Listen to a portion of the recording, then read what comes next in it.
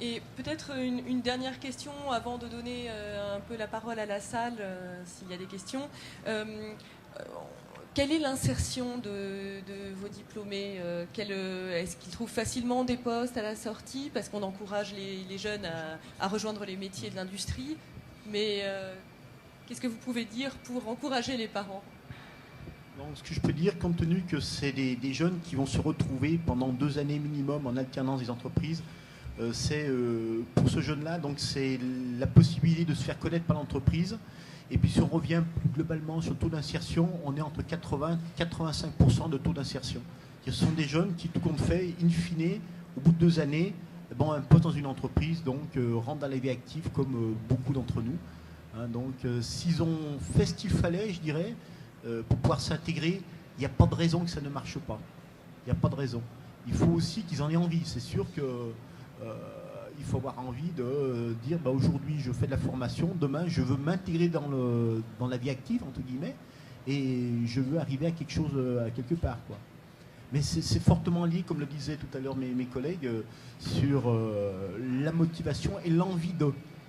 Mais je dis bien, rien n'est insurmontable. S'ils en ont envie, ça se passe bien en général. Voilà. Monsieur Henry? Oui, effectivement. Donc, sur les chiffres, on est tous sur le même ordre de grandeur puisque les licences professionnelles sont en partenariat avec la FPI. Je pense qu'effectivement, c'est une question de motivation au niveau des jeunes. Et même si l'entreprise, à la fin du contrat, donc à la fin de l'alternance, ne peut pas les garder, généralement, les jeunes qui se sont impliqués dans leur formation et dans leur entreprise rebondissent très facilement et trouvent un emploi derrière sans souci. Rapidement. Oui. Oui. Donc on est quand même sur un taux d'insertion de 80 à 85%, oui. C'est ça hein? Exactement. C'est quand même un joli score. Alors nous on dit ils ont acquis un métier et grâce à ce métier ils ont un emploi. On fait la différence métier-emploi, poste de travail. Ça veut dire que quand on est dans une société, la vie des entreprises, on vient de le voir avec la crise, des fois une entreprise a des soucis. Ça veut dire qu'on peut avoir un homme de métier qui se retrouve sans emploi. Mais on dit toujours, nous, quand on a le métier, c'est ce qui reste quand on a perdu son emploi.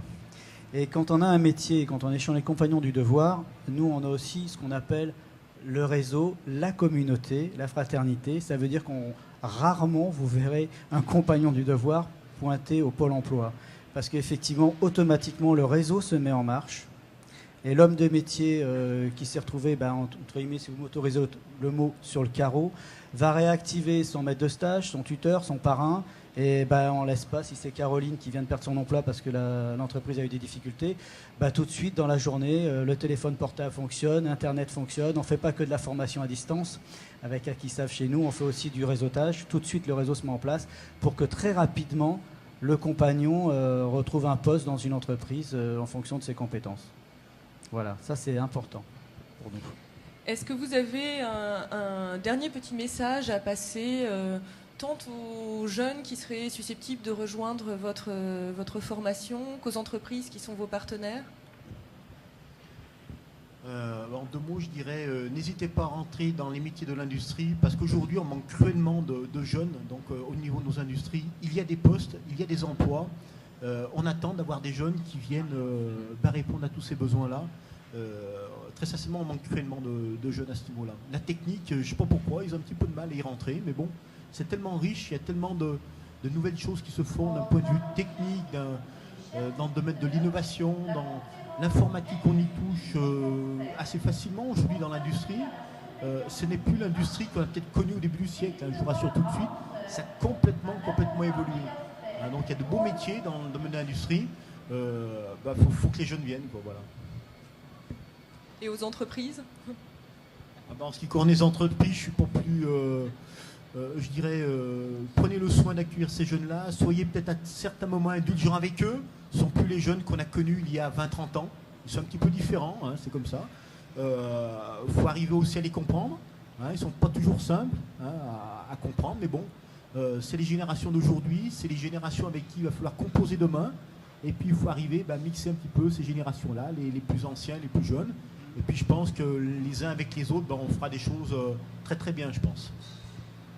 Et l'industrie a besoin de toutes ces énergies. Et les jeunes, ces nouveaux jeunes, cette génération, je ne sais plus comment on l'appelle, Y, je crois, la génération Y, elle a peut-être aussi ses qualités spécifiques qui... Alors, ces qualités spécifiques, vous me coincez un petit peu, je ne m'étais pas préparé à cette question.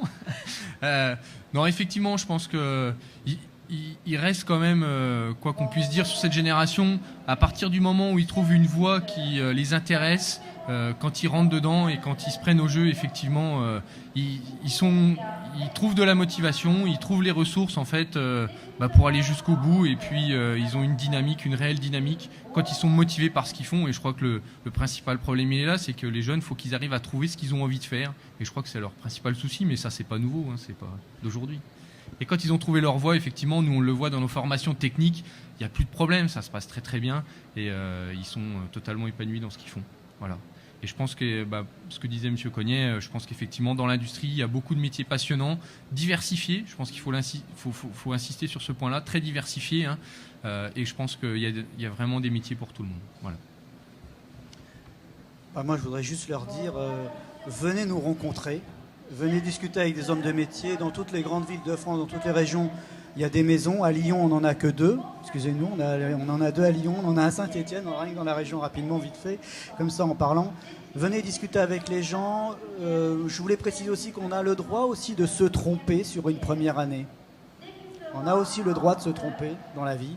Et que nous, on essaiera de voir avec eux pour corriger le tir si ça ne va pas, s'ils ne se sentent pas bien dans ce métier-là. Mais dans les métiers de l'industrie, il y en a plusieurs de métiers, donc ils peuvent d'un métier à l'autre peut-être glisser, qui vont acquérir des compétences, et que ça, elles seront acquises pour tout le temps. Donc venez nous voir, venez rencontrer nos maîtres de stage. Et puis moi, j'ai tout à fait confiance parce qu'il y a encore de très très belles choses à faire en France et à l'étranger. On a une expertise, moi qui passe beaucoup de temps à l'étranger, il faut sortir de la France pour comprendre qu'à l'étranger, on nous attend pour notre expertise aussi. Et qu'on nous entend beaucoup parler de délocalisation. Moi, j'entends aussi parler de relocalisation. Et je vous invite à venir sur notre stand. Il y a la société Rolix, qui est une très très belle société. C'est le numéro 1 mondial du roulement pour les éoliens. Et c'est une société française. Elle a une usine en Chine, rien que pour le marché chinois. Mais je peux vous assurer, elle crée des emplois en France. Voilà. Donc n'hésitez pas, il y a encore de l'industrie. La France, elle tient le bon bout. Voilà. Et peut-être pour terminer, vous me disiez tout à l'heure, Monsieur Ivanez, qu'il y avait près de 200 000 emplois qui allaient être créés par l'arrivée de nouvelles énergies. Oui, on entend beaucoup parler des nouvelles énergies. Il y a une conférence qui va se faire jeudi soir sous votre responsabilité. Moi, j'invite les gens à venir l'écouter. Il y a une filière qui est en train de naître avec les nouvelles énergies. La France, elle avait pris un tout petit peu de retard, comme souvent. Mais quand la France, après, le rouleau compresseur se met en marche, donc ça va avancer, j'espère, très vite. Il y a une prévision d'ici 2020, de près de 200 000 emplois globalement, entre 150 et 200 000 emplois autour des énergies renouvelables. Et dedans ces énergies renouvelables, bien sûr, la part de l'industrie est prépondérante. Donc, tous les métiers dont nous vous avons parlé précédemment, les métiers représentés par les formations de l'AFPI, du DCFAI, comme l'IUT de Lyon avec la robotique, le génie mécanique, et vous avez, je crois, aussi d'ailleurs une formation liée aux énergies renouvelables. C'est pareil aussi pour les formations des compagnons du devoir. Toutes les formations que nous avons autour de la table sont des formations qui sont susceptibles de mener à des métiers variés et diversifiés qui vont être indispensables aux nouveaux secteurs qui sont d'une part à alimenter tous les secteurs qui existent en ce moment en France, l'automobile, l'aéronautique, l'agroalimentaire, le médical, la pharmacie, les industries mécaniques. Tous ces secteurs qui existent déjà, qui sont bien développés, ont besoin de ces métiers. Mais les secteurs émergents, notamment comme l'éolien, vont également avoir besoin de compétences, des compétences techniques, du savoir-faire, de la maîtrise du geste, de la capacité à proposer des solutions industrielles innovantes, de cet esprit créatif qui est aussi le propre des métiers des industries mécaniques. Donc merci à vous tous, à Monsieur Ivanez des Compagnons du Devoir, à Sébastien Henry de l'IUT de Lyon et à Christian Cognet de la CFAI de l'AFPI. Pardon, je vous laisse.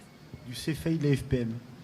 Excusez-moi pour avoir massacré le nom de votre présence aujourd'hui. Je crois que nous avons pris un peu de retard, donc si vous avez des questions, nous allons y répondre sur le stand à côté pour laisser l'autre conférence commencer. Merci à tous de votre présence et je vous invite très vivement à aller voir ce qui se passe sur les stands de nos partenaires ici présents, à aller sur le stand Vivre l'industrie, découvrir les métiers, rencontrer les formateurs qui s'y trouvent. Alors ce stand, c'est dans le hall 10, stand X18. Et allez également sur le stand des Compagnons du Devoir, dans le hall 10, stand T4, pour découvrir notamment les très belles pièces présentées en rapport avec la filière de l'éolien. Merci à tous et rendez-vous à 13h30 pour la conférence sur les métiers du soudage.